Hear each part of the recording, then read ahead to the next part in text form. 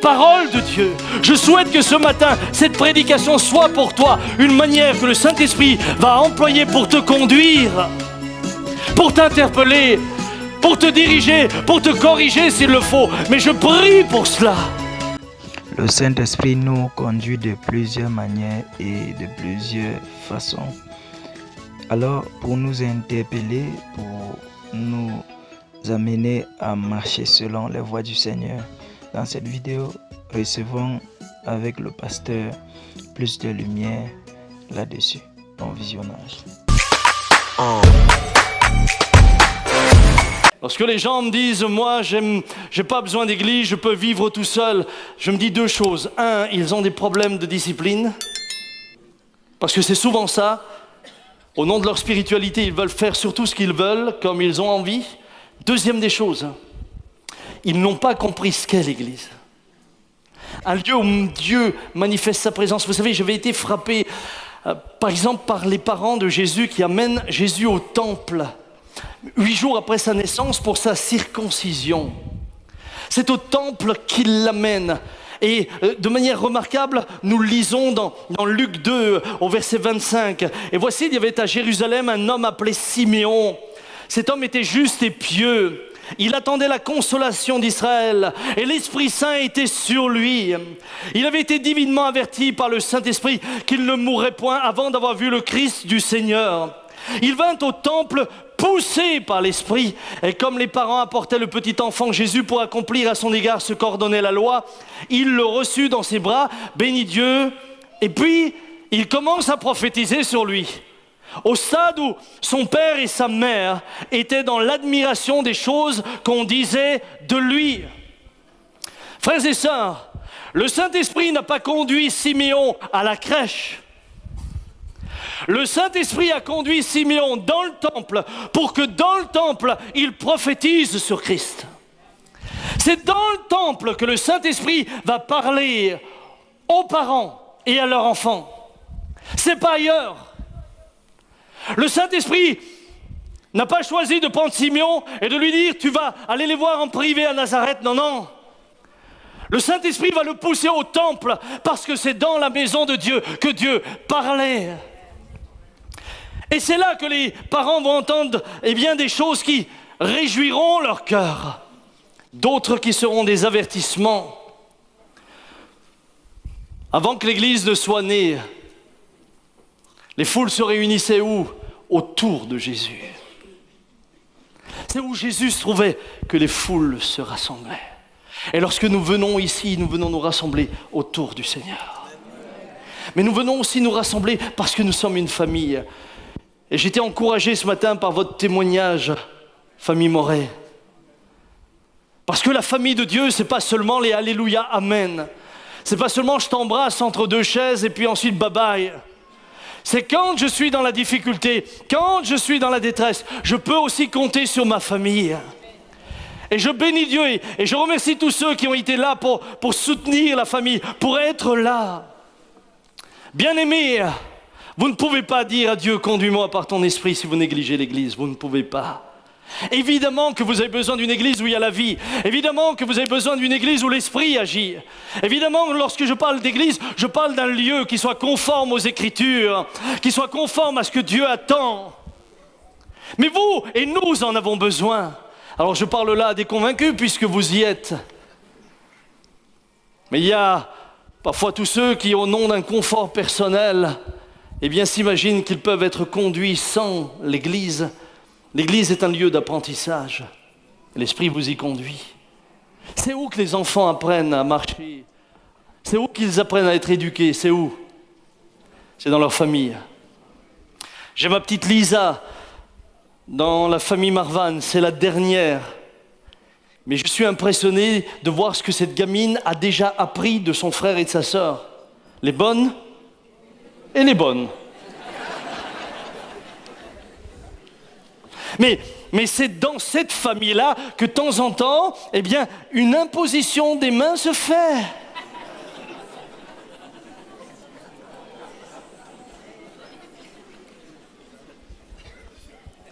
C'est dans cette famille-là que de temps en temps, une sanction est prononcée.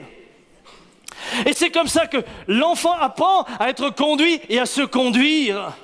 Mon frère, ma sœur, c'est dans l'église que très souvent ton caractère va être mis en évidence.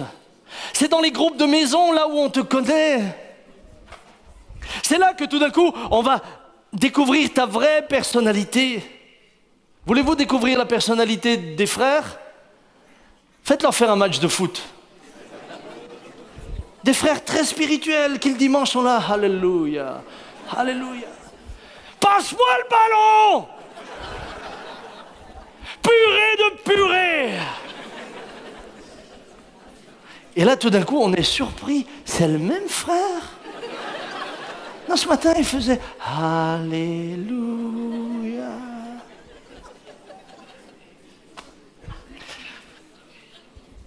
Le Saint-Esprit vous conduit à vous découvrir également vous-même au travers de la relation avec les autres. Vous serez toujours parfait en étant seul. Confrontez-vous aux autres. Et tout d'un coup, vous allez découvrir des choses. Rien qu'au travers du mariage, Thibaut, tu verras. Il y a des choses insoupçonnées en nous qui tout d'un coup remontent. Et c'est bizarre parce qu'on dit « Ouais, avant d'être marié, j'étais pas comme ça ». Le problème, c'est qu'on a toujours été comme ça. Elle a juste mis en évidence ce qui était tapis au fond de nous, qui ne bougeait pas, parce qu'il n'y avait pas de raison de bouger.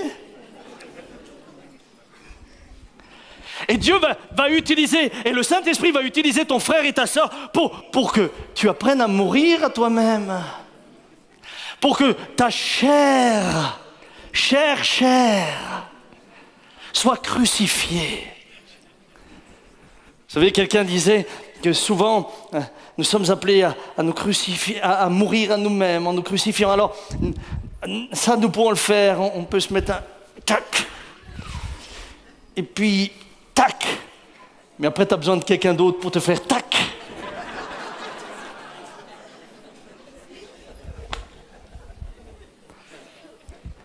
Et alors, qu'est-ce qu'on fait? Ah, je suis déçu, cette église me déçoit. Les frères m'ont blessé. Les frères m'ont humilié. Je quitte l'église. Tu es en train de rater ton examen. Reviens. Laisse-toi changer. Parce que le Saint-Esprit t'y conduit. Parce que le Saint-Esprit veut te montrer, mais toi aussi tu es jaloux. Toi aussi tu te disputes. Donc tu marches encore selon la chair. C'est fou le nombre de gens qui me disent qu'ils marchent par l'esprit alors qu'ils sont seuls chez eux à la maison. Ah oui, vous marchez par l'esprit, pas de problème. Il n'y a personne pour vous contrarier. Venez. Venez ici. On va vous aider.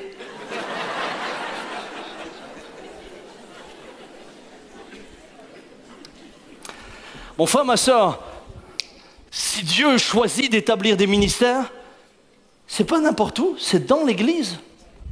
Écoutez bien ce qu'il est dit, 1 Corinthiens 12, 28. Et Dieu établit dans l'Église, premièrement, des apôtres, secondement, des prophètes, troisièmement, des docteurs. Ensuite, ceux qui ont le don des miracles, puis ceux qui ont le don de guérir, de secourir, de gouverner, de parler diverses langues. C'est où? C'est dans l'Église. C'est à qui que Dieu fait des dons? À l'Église. Pourquoi donne-t-il des ministères? Écoutez bien, Éphésiens 4, 11. Et il les a donnés les uns comme apôtres, les autres comme prophètes, les autres comme évangélistes, les autres comme pasteurs et docteurs, pour le perfectionnement des saints, en vue de l'œuvre du ministère et de l'édification du corps de Christ. C'est dans l'Église. C'est à l'Église qu'il donne les ministères. Pour que dans l'Église, toi, tu reçoives également de la part de ces ministères des paroles de Dieu. Je souhaite que ce matin, cette prédication soit pour toi une manière que le Saint-Esprit va employer pour te conduire, pour t'interpeller, pour te diriger, pour te corriger s'il le faut. Mais je prie pour cela. Nous ne prêchons pas parce que c'est l'heure de la prédication, nous ne prêchons pas pour la gloire, nous prêchons parce que nous croyons que c'est la parole de Dieu. C'est dans l'église que Dieu donne des prophètes. Vous ne savez pas le nombre de fois où j'ai été conduit par l'église, dans l'église. Le nombre de fois où j'ai reçu des paroles ici, à ce micro. Le nombre de fois des paroles prophétiques sont venues et m'ont permis de ressortir de ce lieu en disant « Ok Seigneur, j'ai compris, je sais quelle est la direction à prendre. » Mais le nombre de fois également où j'étais assis ici et où un des serviteurs prêchait, et au moment où il prêchait, sans le savoir, il me donnait des réponses et des lignes à suivre. L'Église est pour moi un moyen extraordinaire par lequel le Saint-Esprit me conduit. Et je suis heureux de faire partie d'une Église comme celle-ci. Et je suis heureux d'être édifié, d'être conduit. Je suis heureux de recevoir de la part de Dieu les paroles dont j'ai besoin. Bien-aimés, non, le Saint-Esprit, ce n'est pas une voix qui est juste là pour vous dire droite, gauche, tout droit. Non, non. Le Saint-Esprit vous conduira dans l'Église et par l'Église. Autant qu'il le fait par la parole chez vous et par la prière dans le secret. Et puis, le Saint-Esprit vous conduit par les dons spirituels. C'est mon troisième point. 1 Corinthiens, chapitre 12, il y a diversité de dons, mais le même esprit. Et voyez-vous, c'est important que les dons spirituels soient exercés également dans le cadre de l'Église. C'est important que nous fassions attention à ne pas laisser finalement se faire n'importe quoi, n'importe comment. C'est fou aujourd'hui ce qu'il y a des gens qui circulent dans les maisons pour donner des prophéties à droite, à gauche, devant et derrière. Mais on ne les entend pas dans l'Église. Faites attention à tous ceux qui exerceraient des dons et qui finalement ne le font pas en étant soumis également au ministère. Aujourd'hui, il y a une telle soif d'entendre des choses à venir, d'entendre des paroles prophétiques. J'ai parfois l'impression que les chrétiens poursuivent les prophètes comme avant, ils poursuivaient la voyante. Vous annoncez un ministère prophétique qui vient, la salle est pleine parce que tout le monde veut une prophétie. Mon frère, ma sœur, oui, Dieu parle par des paroles de connaissance, Dieu parle par des paroles prophétiques. Et parfois, même des serviteurs qui peuvent avoir des paroles prophétiques authentiques peuvent faire des erreurs. C'est pour cela que l'apôtre Paul dit « éprouvez toutes choses. Retenez ce qui est bon. » Dieu veut nous parler. Dieu veut nous parler au travers des dons. Je ne voudrais pas m'étendre sur les dons parce que j'ai fait toute une série en décrivant tous les dons. Mais j'aimerais simplement vous laisser quelques repères lorsque vous recevez une parole pour que vous puissiez discerner. Tout d'abord, quand on vous donne une parole, le message doit être en accord complet avec la parole de Dieu. Je me souviens un jour, un homme est venu prophétiser au micro. Il disait « Je veux que vous soyez les premiers comme Alain Prost. » Et l'autre, il avait une course le lendemain, je me suis dit, pourvu qu'il gagne. Vous pouvez déjà oublier une telle parole. Je veux que vous soyez les premiers comme Alain Prost. Pourquoi pas les meilleurs comme Zidane?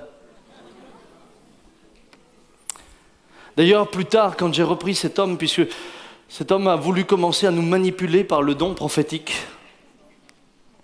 il avait eu des paroles prophétiques justes, très exactes, précises. J'ai même été au bénéfice, puisque l'un de mes fils a été guéri suite à une de ces paroles-là. Donc je sais. Mais au bout d'un moment, fort de son aura, fort de l'espèce d'admiration que les gens commençaient à avoir à cause du don qu'il exerçait, il va essayer de manipuler le don pour nous faire faire ce que lui voulait. Et un dimanche matin,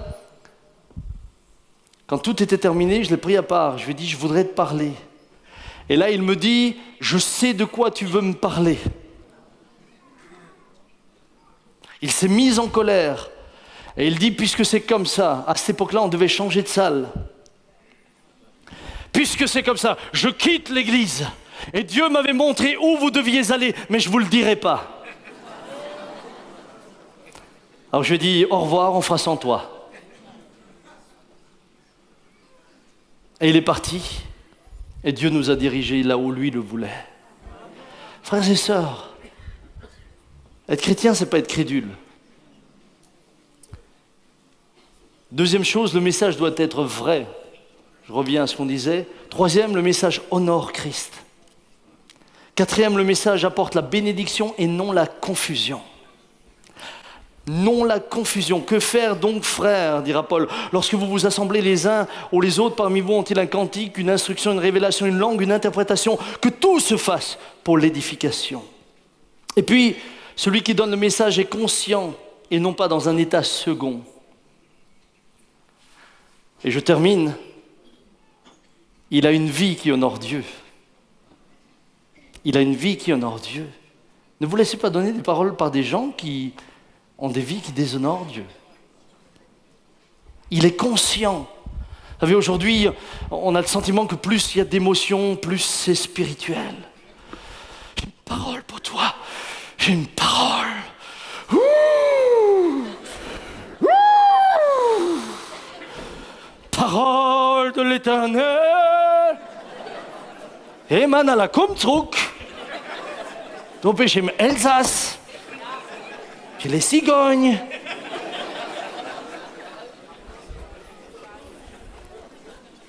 Mais vous savez, moi je vous dis des choses parce que j'ai assisté. Parfois je me suis dit, mais qu'est-ce qu'il a? Je me souviens de quelqu'un qui avait prié pour moi. Il m'avait imposé les mains.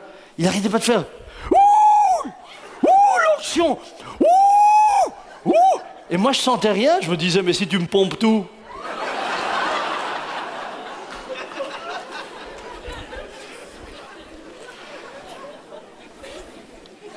Ne vous laissez pas impressionner. Dieu est un Dieu sérieux, il ne fait pas de théâtre. Maintenant, si quelqu'un, et je me souviens la première fois que j'ai eu une parole prophétique, Dieu est vraiment venu me secouer. Mais il ne me secouait pas pour que les autres voient que je sois secoué, il me secouait pour que je sache que c'est lui qui voulait m'utiliser pour parler. Alors, je ne ferme pas la porte au fait que Dieu peut faire une fois quelque chose de particulier. Mais attention. Ne vous laissez pas tromper. J'aimerais juste vous rappeler ce texte où il est dit « N'éteignez pas l'esprit », parce que ça, c'est le danger. Vous savez, aujourd'hui, à cause de certains excès, certaines églises ont choisi de ne plus laisser les dons spirituels s'exercer. Et vous savez, beaucoup d'églises aujourd'hui, on n'exerce plus les dons, ça c'est la garantie. Mais c'est la garantie en ayant nivelé par le bas. D'autres, il n'y a pas de contrôle. Tout le monde est libre. Et alors là, c'est le défilé de tout et n'importe quoi. Oh, je vois des nuages, je vois du vent, je vois de la pluie. Mais Jésus dit, eh bien, le vent va souffler, les nuages vont partir, le soleil va revenir. Ah, c'est beau. Ça, c'est de la météorologie spirituelle. On se retrouve à avoir ou bien des personnes qui disent « J'ai le sentiment, j'ai l'impression que j'ai... » Attendez, est-ce que Dieu parle, oui ou non? Thibaut ne peut pas venir devant vous en mon nom en disant « J'ai le sentiment que ce que Samuel voudrait... » J'en donnerai des sentiments. Je dis « Oh, je te l'ai dit ou pas ?» Il ne peut pas dire n'importe quoi.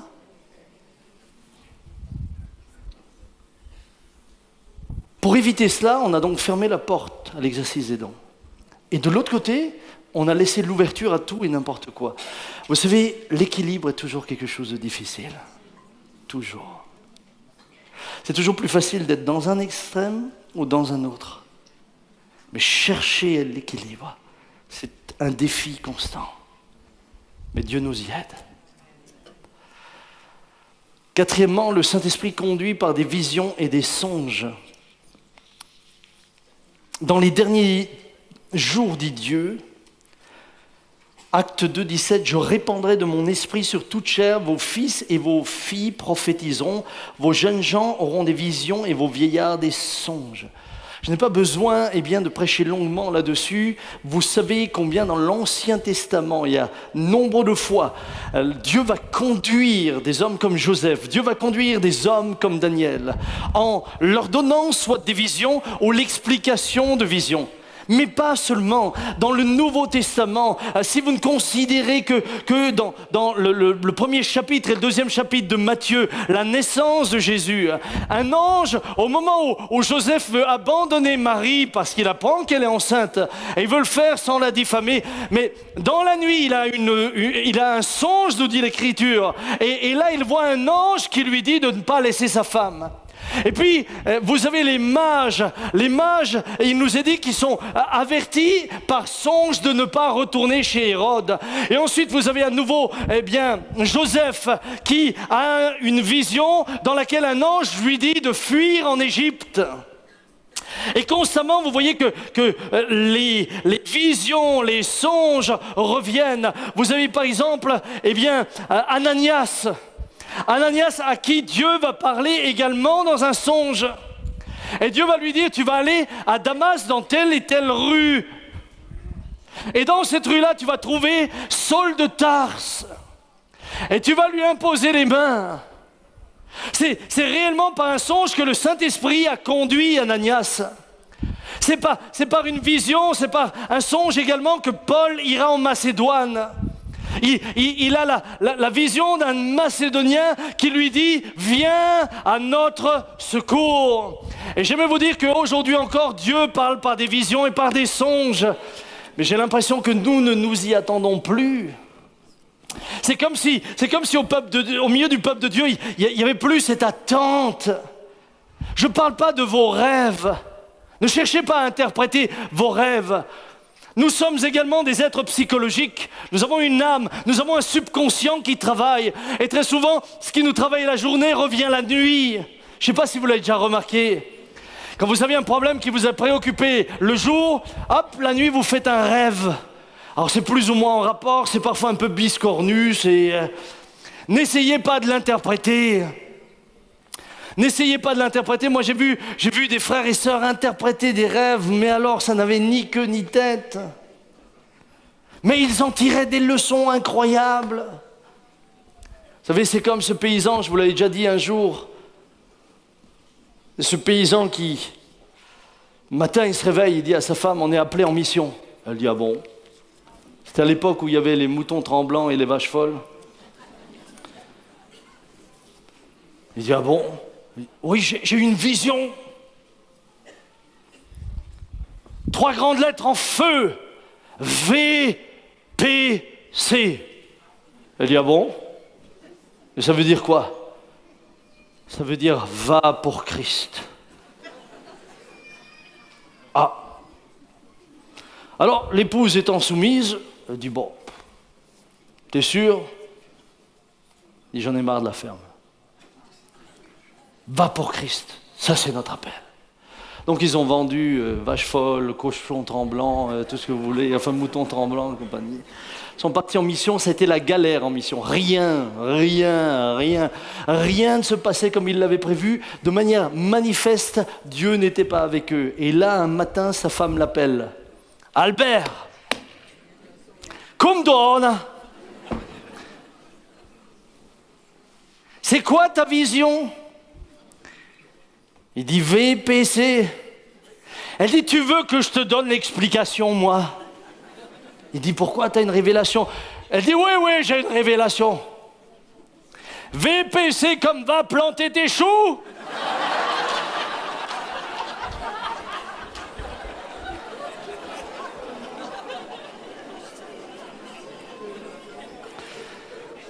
Frères et sœurs, vous savez, ça c'est une histoire qui nous fait sourire, mais quand je vois dans quelle galère certains sont partis en voulant interpréter des songes qui n'étaient pas des songes de Dieu, mais qui étaient juste le résultat de leur propre fabrication, je me dis c'est quand même trop grave. Cependant, Dieu parle par des visions et des songes. Si nous sommes là, c'est le résultat d'une conduite de l'esprit par une vision que le papa Jean a reçue. Ce que nous sommes aujourd'hui, il l'a vu il y a des années. Et quand il l'a vu, ce que nous étions n'avait rien à voir avec ce que Dieu a fait de nous. C'est pourquoi nous ne pouvons que lui rendre la gloire. Mais il voyait en avance ce que Dieu voulait et le Saint-Esprit l'a conduit. Il était face à des choix. Et face à ces choix, il va prier et il reçoit une vision. Et la vision lui a donné la direction. Le Saint-Esprit parle aujourd'hui encore par des visions. Quand vous étiez à Tannes, Quand vous étiez à Tannes, il cherchait dans la petite ville de Tannes une salle. Et là, une sœur arrive un matin et elle dit, la sœur Chira, et elle dit, Pasteur Jean, je sais où est la salle. J'ai vu une salle en vision. C'est un endroit qui est au coin d'une rue, les volets étaient fermés, etc., etc. Ça ressemblait à ça, ça et ça. 3 volets étaient fermés, enfin c'était très précis. Mais elle n'avait pas reçu l'adresse. Et là, ils ont circulé et tout d'un coup, ils sont arrivés exactement sur le bâtiment. Les 3 volets fermés, tout ce que le Seigneur lui avait montré dans la nuit, et c'est devenu notre salle de culte là-bas. Dieu parle. Qui s'attend à recevoir des visions et des songes? Qui s'attend? Qui le soir va se coucher en disant Seigneur, Seigneur, parle-moi. Et je termine. Je me suis inscrit à un tas de témoignages, je n'ai pas le temps de vous les donner. Je voudrais terminer. Le Saint-Esprit conduit par les circonstances. Est-ce que vous savez que Dieu conduit par les circonstances? Dieu, je ne sais pas si je vous l'avais dit ici, je sais que je l'ai dit à quelque part, je ne sais plus si je l'avais dit ici. Quand je suis rentré du Maroc, dernièrement, j'arrive à l'aéroport et c'est mon fils, Michael, qui vient me chercher. Il est venu me chercher avec ma voiture. Et puis en partant, comme je voyais ça lui faisait plaisir de la conduire, je lui dis, conduis-la. Et puis nous arrivons sur l'autoroute. Et au moment où nous arrivons sur l'autoroute, je lui dis, hey, gars, on n'est pas sur une départementale, il faut accélérer. Et il me dit, je voudrais bien. J'accélère, elle n'accélère plus. Donc on était là, sur l'autoroute, et puis il y avait une sortie tout proche. Je lui dis, sors là, prends la sortie. En général, quand il vous arrive un truc comme ça, vous êtes contrarié. Qui se réjouit d'avoir sa voiture en panne? C'est rare. Peut-être qu'il y a quelqu'un qui dit « Ouais, super, je pourrais faire de la mécanique, mais si moi je fais de la mécanique, c'est dramatique. » Et donc, on prend la sortie, et en prenant la sortie, je lui dis « Écoute, on est à quelques centaines de mètres de chez un frère, on va se garer là-bas, et puis on va regarder, on va faire notre business là-bas. Comme ça, on est tranquille. » Et j'arrive devant la maison de ce frère, et ce frère, qui est malade, atteint d'un cancer, était dehors, dans le soleil.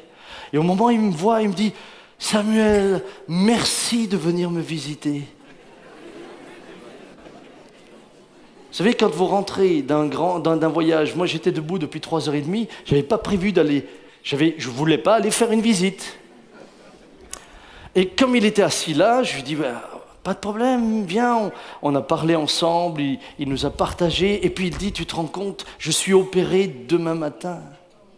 Et nous venions d'arriver. Et là j'ai pu dire à mon fils, viens, on prie pour le frère. On a pris le temps de prier.